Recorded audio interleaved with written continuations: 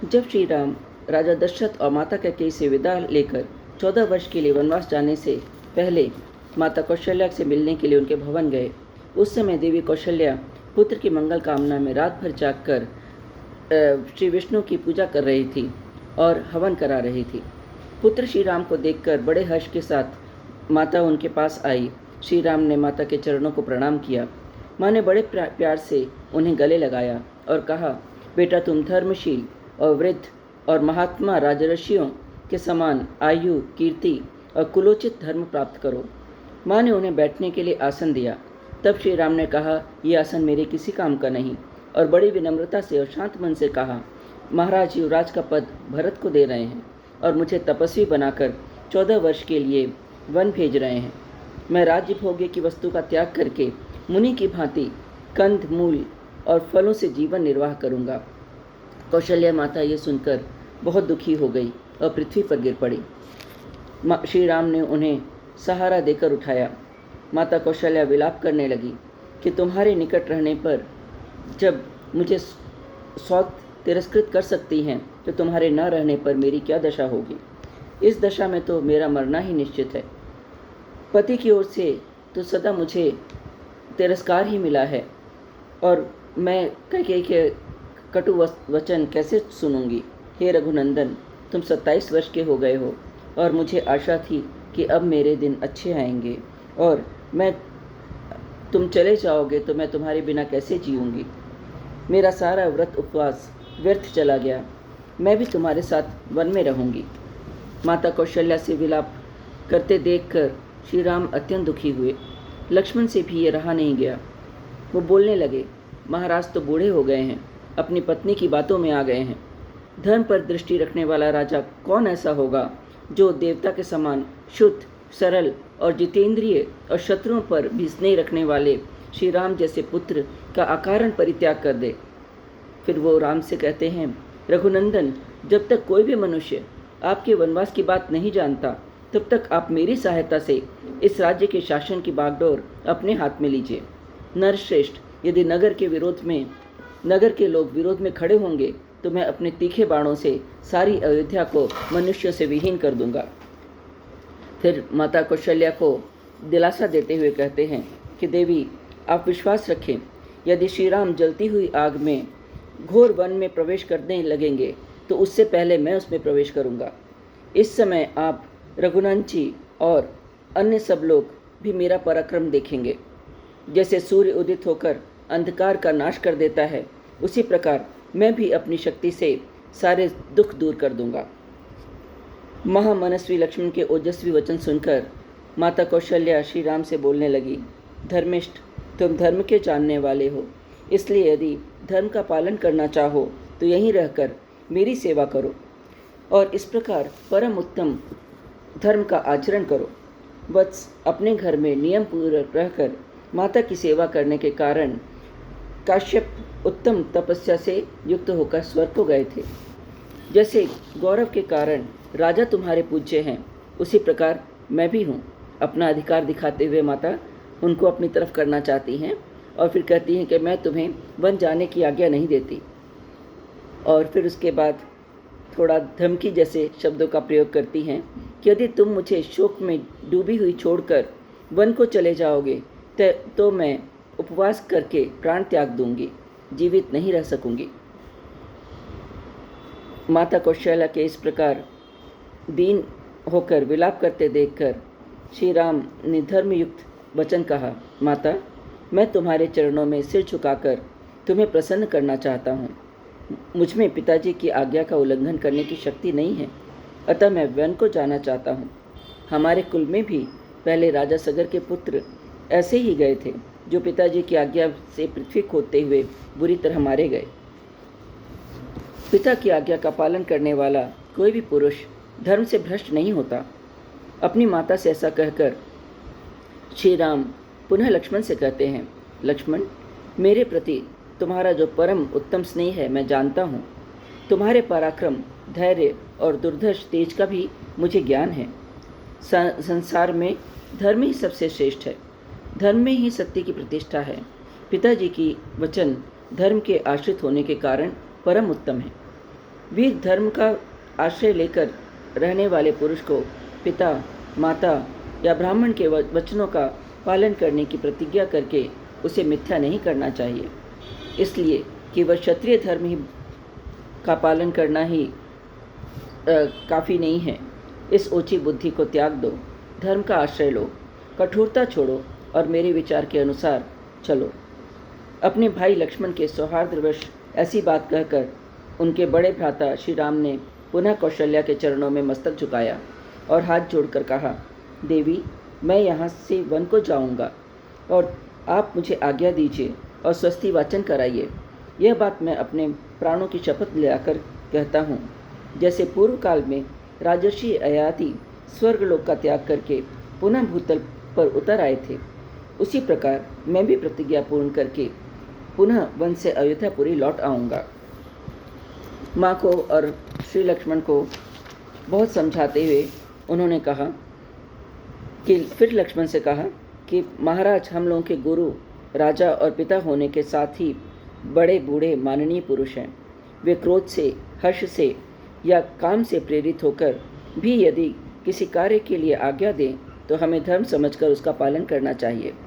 जिसके आचरण में क्रूरता नहीं है, ऐसा कौन पुरुष पिता की आज्ञा के पालन रूप धर्म का आचरण नहीं करेगा। इतना कहकर श्री राम ने आगे कहा कि पिताजी सदा सत्यवादी और सत्य पराक्रमी रहे हैं। वे परलोक के भय से सदा डरते रहते हैं, इसलिए मुझे वही काम करना चाहिए जिससे मेरे पिताजी का परलौकिक भय दूर हो जाए। लक्ष्मण, इन्हीं सब कारणों से मैं अपने अभिषेक का कार्य रोककर शीघ्र ही इस नगर से वन को चले जाना चाहता हूँ। सुमित्रा कुमार, मेरे इस प्रवास में तथा पिता द्वारा दिए हुए राज्य के फिर हाथ से निकल जाने में दैव को ही कारण समझना चाहिए। मेरी समझ में कैकेयी का यह विपरीत मनोभाव दैव का ही विधान है। यदि ऐसा न होता तो वह मुझे वन में भेजकर पीड़ा देने का विचार क्यों करती। सौम्य, तुम तो जानते ही हो कि मेरे मन में पहले भी कभी माताओं के प्रति कोई भेदभाव नहीं था और कैकेयी माता भी पहले मुझ में या अपने पुत्र में कोई अंतर नहीं समझती थी। यदि ऐसी बात न होती तो वैसे ही उत्तम स्वभाव और श्रेष्ठ गुणों से युक्त माता कैकेयी एक साधारण स्त्री की भांति अपने पति के समीप मुझे पीड़ा देने वाली कैसे कहती। मुझे कष्ट देने के लिए राम को वन में भेजने का प्रस्ताव कैसे उपस्थित करती। इस तात्विक बुद्धि के कारण, स्वयं ही मन को स्थिर कर लेने के कारण मुझे अपने अभिषेक में विघ्न पड़ जाने का दुख बिल्कुल भी नहीं है। श्री लक्ष्मण चुपचाप ये सब सुनते रहे। बाद में बोलने लगे कि भैया, आप समझते हैं कि यदि पिता की इस आज्ञा का पालन करने के लिए मैं वन को ना जाऊं तो धर्म के विरोध का प्रसंग उपस्थित होगा। इसके सिवाय लोगों के मन में बहुत भारी शंका भी उठ बैठेगी कि जो पिता की आज्ञा का उल्लंघन करता है वह यदि राजा ही हो जाए तो हमारा धर्म पूर्वक पालन कैसे करेगा। साथ ही आप यह भी सोचते होंगे कि यदि मैं पिता की इस आज्ञा का पालन नहीं करूं तो दूसरे लोग भी नहीं करेंगे। इस प्रकार धर्म की अवहेलना होने से जगत के विनाश का भय उपस्थित होगा। इन सब दोषों का और शंकाओं का निराकरण करने के लिए आपके मन में वन गमन के प्रति जो ये भारी गलतफहमी और उतावलापन आ गया है वह सही नहीं है। धर्मात्मन, आपको इन दोनों पापियों पर संदेह क्यों नहीं होता। संसार में कितने ही ऐसे पापस्थ मनुष्य हैं जो दूसरों को ठगने के लिए धर्म का ढोंग करते हैं। रघुनंदन, वे दोनों अपना स्वार्थ सिद्ध करने के लिए शठतावश धर्म के बहाने आप जैसे सच्चरित्र पुरुष का परित्याग करना चाहते हैं। यदि उनका ऐसा विचार न होता तो जो कार्य आज हुआ है वह पहले ही हो गया होता। यदि वरदान वाली बात सच्ची होती तो आपके अभिषेक का कार्य प्रारंभ होने से पहले ही इस तरह का वर दे दिया गया होता। वरदान की झूठी कहानी का पाप करके आपके अभिषेक में रोड़ा अटकाया जा रहा है, फिर भी आप इस रूप में ग्रहण नहीं करते। इसके लिए मेरे मन में बड़ा दुख होता है। ऐसे कपटपूर्ण धर्म के प्रति होने वाली आसक्ति निंदित है। जो कायर हैं, जिनमें पराक्रम का नाम नहीं है, वही दैव का भरोसा करते हैं। आज संसार के लोग देखेंगे कि दैव की शक्ति बड़ी है या पुरुष की पुरुषार्थ। जिन लोगों ने दैव के बल से आज आपके राज्य अभिषेक को नष्ट हुए देखा है, वे ही आज मेरे पुरुषार्थ से अवश्य ही दैव का विनाश भी देखेंगे। समस्त लोकपाल और तीनों लोकों के संपूर्ण प्राणी आज राम के अभिषेक को कोई नहीं रोक सकता। जिन लोगों ने आपस में आपके वनवास का समर्थन किया है, वे स्वयं 14 वर्ष के वनवास में जाकर छिपेंगे। पुरातन राजऋषियों के अनुसार, आचार परंपरा के अनुसार, प्रजा का पुत्रवत पालन करने के निमित्त प्रजा वर्ग को पुत्रों के हाथ में सौंपकर वृद्ध राजा वनवास लेते हैं। आप क्यों लेंगे? अभी आपकी उम्र ही क्या है? वीर, मैं प्रतिज्ञा करता हूँ, जैसे तटभूमि समुद्र को रोके रहती है, उसी प्रकार मैं आपकी और आपके राज्य की रक्षा करूँगा। यदि ऐसा ना करूँ तो वीर लोक का भागी न हूँ। इसलिए आप मंगलमयी अभिषेक सामग्री से अपना अभिषेक होने दें। इस अभिषेक के कार्य में आप तत्पर हो जाइए। मैं अकेला ही बलपूर्वक समस्त विरोधी भोपालों के रोक में समर्थ हूँ।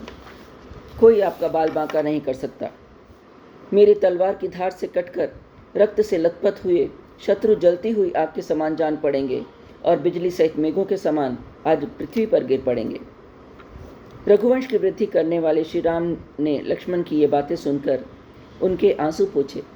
लक्ष्मण रोते हुए क्रोध में सारी बातें कह रहे थे और उन्हें बारंबार सांत्वना देते हुए श्री राम बोले, सौम्य, मुझे तो तुम माता पिता की आज्ञा के पालन में ही दृढ़तापूर्वक स्थित समझो। वही सद्गुरु का मार्ग है। वत्स, तब माता कहती हैं कि वत्स, धेनु आगे जाते हुए अपने बछड़े के पीछे पीछे कैसे चली जाती है, उसी प्रकार मैं भी तुम जहाँ जाओगे तुम्हारे पीछे पीछे चलूँगी। माता कौशल्या ने जैसे जो कुछ कहा, उस वचन को सुनकर पुरुषोत्तम श्री राम ने अत्यंत दुख में डूबी हुई अपनी माँ से पुनः इस प्रकार कहा, माँ, कैकेयी माता ने राजा के साथ धोखा किया है। इधर मैं वन को चला जाऊंगा।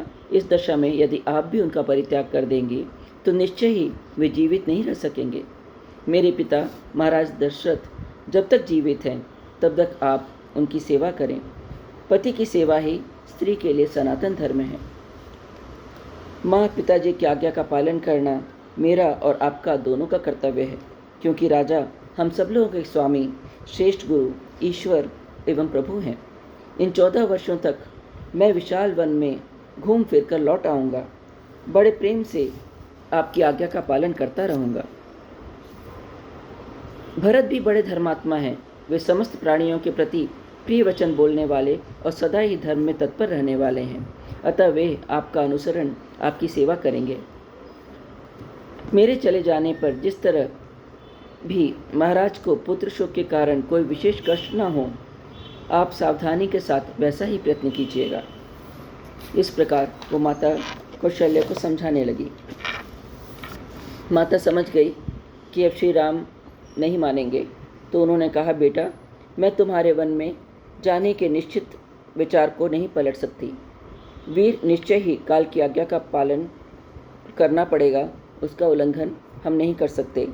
सामर्थ्यशाली पुत्र, अब तुम निश्चिंत होकर वन को जाओ। तुम्हारा सदा ही कल्याण हो। जब फिर तुम वन से लौटोगे, उस समय मेरे सारे क्लेश और संताप दूर हो जाएंगे। बेटा, देवस्थानों और मंदिरों में जाकर तुम जिनको प्रणाम करते हो, वे सब देवता महर्षियों के साथ वन में तुम्हारी रक्षा करें। तुम सद्गुणों से प्रकाशित हो। बुद्धिमान विश्वामित्र जी ने जो तुम्हें अस्त्र दिए हैं, वे सब के सब सदा तुम्हारी रक्षा करें। सारी प्रकृति, पर्वत, नदी, पशु पक्षी सब तुम्हारे सहायक बने। सभी मार्ग तुम्हारे लिए मंगलकारी हों। तुम्हारे पराक्रम सफल हों। तुम्हें सब संपत्तियां प्राप्त होती रहें। तुम सकुशल यात्रा करके वापस लौटो। उन्होंने श्री राम को मंगल कामना से अग्नि को लाकर एक महात्मा ब्राह्मण के द्वारा उसमें विधि पूर्वक होम कराया। उसके बाद यशस्विनी श्री राम माता ने उन विप्रवर पुरोहित जी को इच्छा अनुसार दक्षिणा दी और ऋषि, समुद्र, द्वीप, वेद, समस्त लोक और दिशाएं तुम्हारा मंगल करें, ऐसा आशीर्वाद दिया। आशीर्वाद देकर उन्होंने पुत्र के मस्तक पर अक्षत रखकर चंदन और रोली लगाई। तब मनोरथों को सिद्ध करने वाले विशालकर्णी नामक शुद्ध औषधि लेकर रक्षा के उद्देश्य से मंत्र पढ़ते हुए श्री राम के हाथ में सौंप दी। फिर उसमें उत्कर्ष लाने के लिए मंत्र का जाप किया और कहा, वत्सराम, तुम सफल मनोरथ होकर सुखपूर्वक वन को जाओ। जब पूर्ण काम होकर रोग रहित सकुशल अध्याय में लौटोगे तब राजमार्ग पर मैं तुम्हें देखकर सुखी हो जाऊंगी। माता के चरणों का स्पर्श करके श्री राम सीता जी से मिलने चले गए।